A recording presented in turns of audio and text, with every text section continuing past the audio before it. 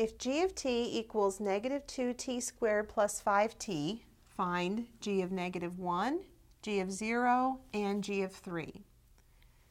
To find a function value, we replace the variable with the number inside the parenthesis and calculate the answer.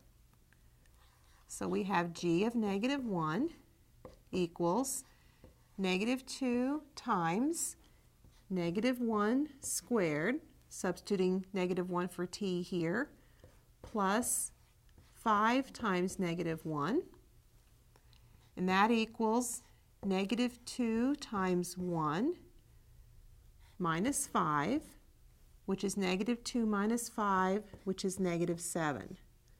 So we have g of negative 1 equals negative 7. Now to find g of 0, we repeat the process.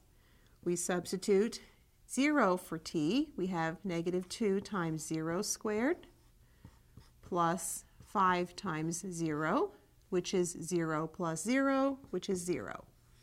So g of 0 equals 0. Then we have g of 3, and we substitute 3 for t. We have negative 2 times 3 squared plus 5 times 3, which is negative 2 times 3 squared is 9, plus 15. That's negative 18 plus 15, which is negative 3. So g of 3 equals negative 3.